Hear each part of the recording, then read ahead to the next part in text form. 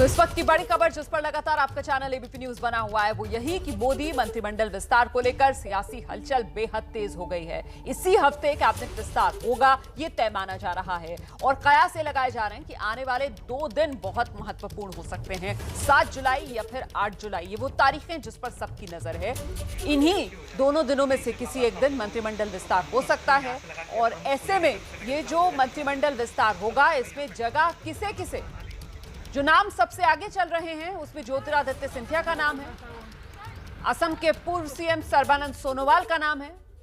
इन चेहरों के साथ साथ कुल 17 से 22 मंत्री जो मोदी मंत्रिमंडल में शामिल किए जा सकते हैं। ज्योतिरादित्य सिंधिया, तस्वीरें उनकी आज सामने आई उज्जैन के महाकाल मंदिर से, जहां पर वो पूजा अर्चना करते नजर आए। उन्हें कहा जा रहा है कि फोन आ गया है दिल्ली से। सर्बानंद सोनोवाल को भी दिल्ली से फोन आ गया है। वहीं नारायण राणे गोवा से दिल्ली के लिए रवाना हो गए। माना यह जा रहा है मंत्रिमंडल विस्तार में चुनाव वाले राज्यों पर भी खास फोकस रहेगा।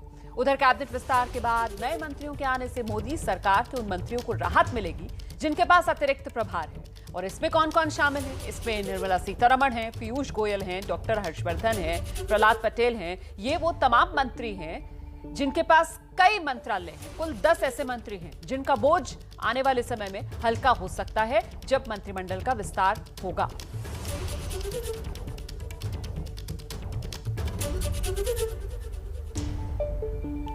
इसी पर हम चर्चा कर रहे हैं। मेरे तमाम सहयोगी हमारे साथ लगातार बने हुए हैं। सीधे आपको अब उत्तर प्रदेश रणवीर के पास लेकर चलते हैं और जरा समझते हैं रणवीर से। उत्तर प्रदेश में कुछ सुगबुगाहट, दिल्ली बीजेपी दफ्तर से फोन आया, किसी के पास कोई जानकारी? देखिए, यूपी में चूंकि अगले साल चुनाव है और यहाँ पर सबकी नज़रें कैबिनेट के जो रिशफल है उस पर टिकी हुई हैं। एक नाम जो कल से चल रहा है वो अनुप्रिया पटेल का है। इस वक्त बीजेपी की यूपी में 2 सहयोगी पार्टियां हैं, अपना दल और डॉक्टर संजय निषाद की निषाद पार्टी।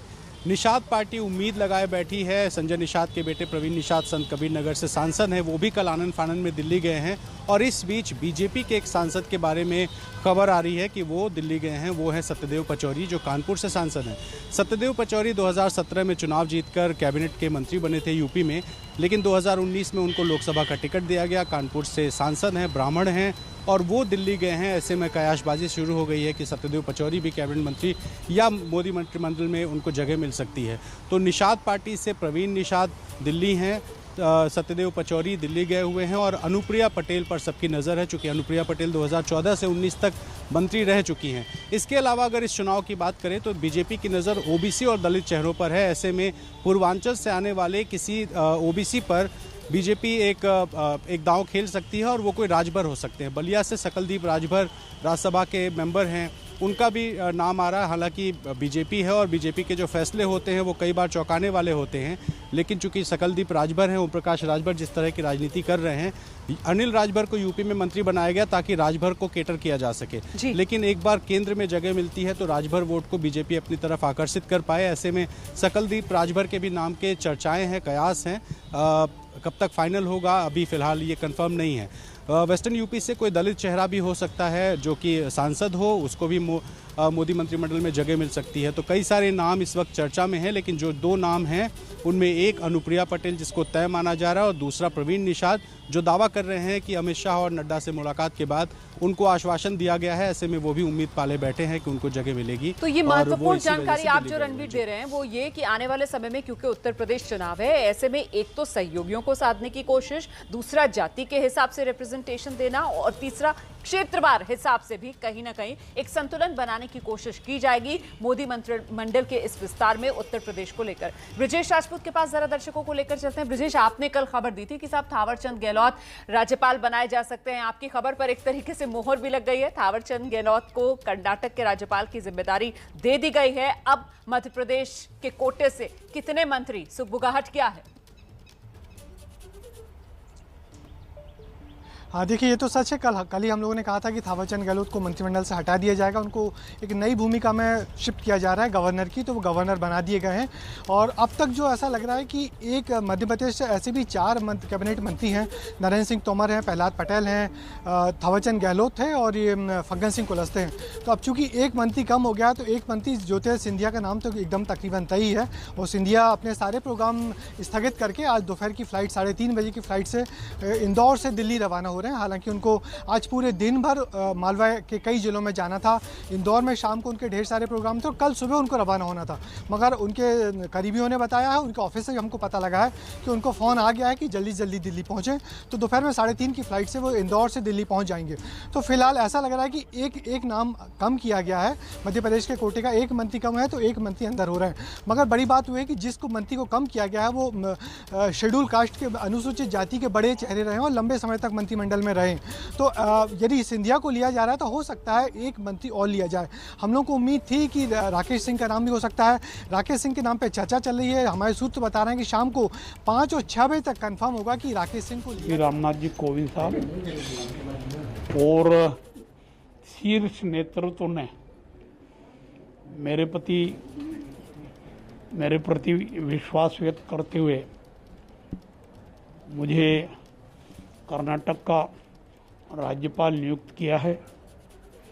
मैं उनकी इच्छा आकांक्षा पर खरा उतरने का प्रयास करूंगा और राज्यपाल के दायित्वों का कर्तव्यनिष्ठा और ईमानदारी से कठोर परिश्रम करके दायित्व निर्वहन करूंगा।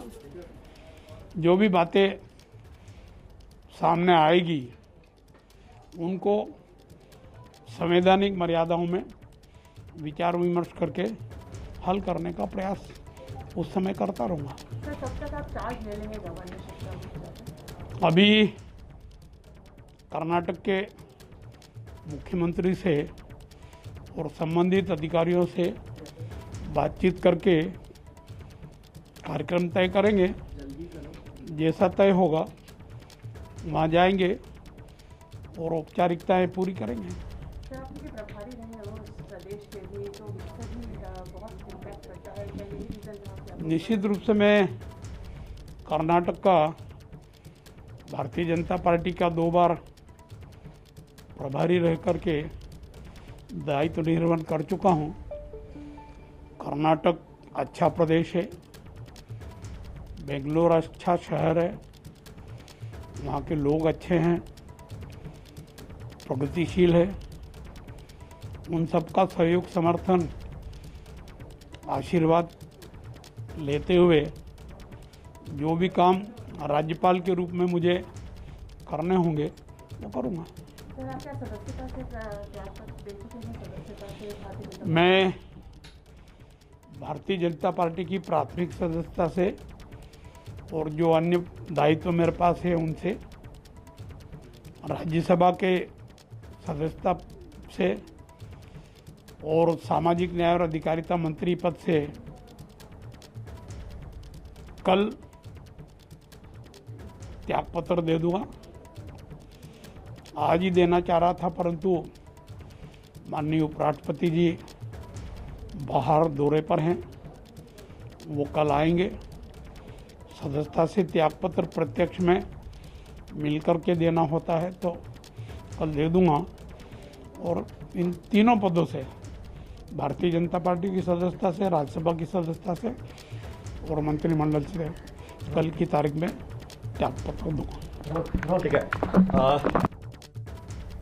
तो थावरचंद गहलोत को आप सुन रहे थे, कह रहे हैं कि कल वो मंत्री के तौर पर, साथ ही सांसद के तौर पर और बीजेपी के प्राथमिक सदस्य के तौर पर सभी जगहों से इस्तीफा दे देंगे और उसके बाद कर्नाटक के राज्यपाल के तौर पर वो अपनी जिम्मेदारी निभाने के लिए पूरी तरीके से तैयार हैं। तो कल इस्तीफा देंगे थावरचंद गहलोत। हम सीधे आपको ले चलते हैं एक बार फिर से। मेरे तमाम सहयोगी मेरे साथ बने हुए हैं। ब्रजेश राजपूत अपनी बात पूरी कर रहे थे, बता रहे थे किस तरीके से न्योता आ गया है ज्योतिरादित्य सिंधिया को। आज ही 3:30 बजे ज्योतिरादित्य सिंधिया मध्य प्रदेश में अभी अपने सभी कार्यक्रम रद्द करके सीधे दिल्ली के लिए रवाना होने वाले हैं। लेकिन और कौन कौन से नाम जिन्हें लेकर कयास चल लग रहा है? किसी और को भी बुलावा आया क्या मध्य प्रदेश से, ब्रजेश? दुमाना फिलहाल तो एक नाम सिंधिया का ही पक्का है। दूसरा नाम जिसके हम लोग 2 दिन से चर्चा कर रहे हैं राकेश सिंह है। राकेश सिंह मध्य प्रदेश में बीजेपी के पूर्व अध्यक्ष रह चुके हैं और जबलपुर से लंबे समय से सांसद हैं। अमित शाह के बेहद करीबी हैं। पिछली लोकसभा में चीफ व्हिप भी थे। उनको जो भी जिम्मेदारियां मिली हैं बेहतर तरीके से उन्होंने किया है। उनका नाम भी आगे चल रहा है, मगर मेरी जो उनसे बात हुई उन्होंने कहा अभी तक तो कोई बुलावा नहीं आया। फिर संभवतः शाम तक इंतजार किया जा रहा है। बीजेपी के जो दिल्ली में संगठन उनसे हमको जो खबर मिल रही है उसके मुताबिक 5 या 6 बजे तक कुछ नाम और तय होने हैं जिनमें राकेश सिंह का नाम भी चुना जा सकता है, तब उनको बुला लिया जाएगा। मगर बड़ी बात यह है कि जिस तरीके से थावरचंद गहलोत को मंत्रिमंडल से एक नई जिम्मेदारी की तरफ वो अलग किया गया है, तो एक जो एससी का पद खाली हुआ है, क्योंकि थावरचंद गहलोत मध्य प्रदेश में दलित बड़ा चेहरा था, अनुसूचित जाति के, लंबे समय से मंत्री रहे और लंबे समय से संगठन में काम किया है, बीजेपी की संसदीय समिति में लंबे समय तक रहे हैं। तो हो सकता है कि किसी और मध्य प्रदेश के किसी दलित नेता का नाम उस जगह रख दिया जाए।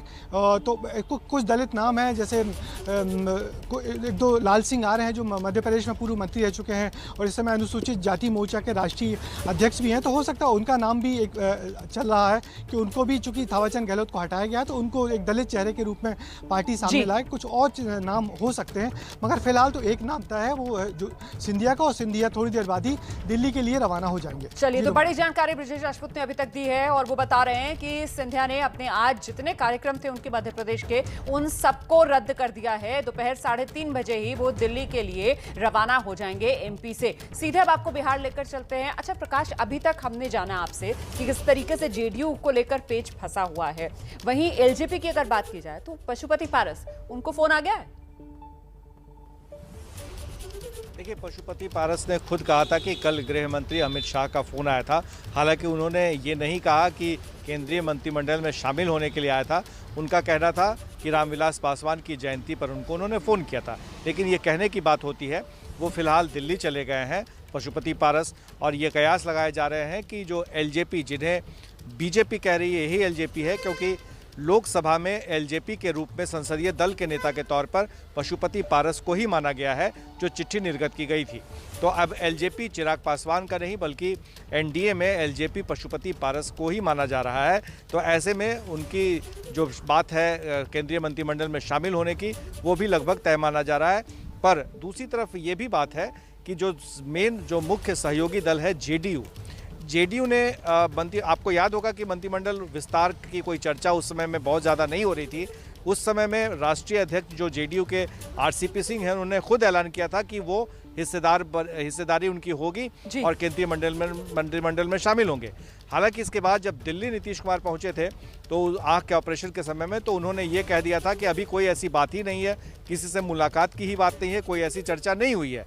पर एक बार फिर प्रदेश अध्यक्ष ने यह कह दिया है कि जेडीयू शामिल होगी। तो इसको लेकर यह बताया जा रहा है कि जेडीयू की तरफ से इच्छा प्रकट कर दी गई है। अब बीजेपी को और नरेंद्र मोदी को तय करना है कि कितनी सीटें, कितने मंत्री बिहार से बनाए जाएंगे जेडीयू की तरफ से।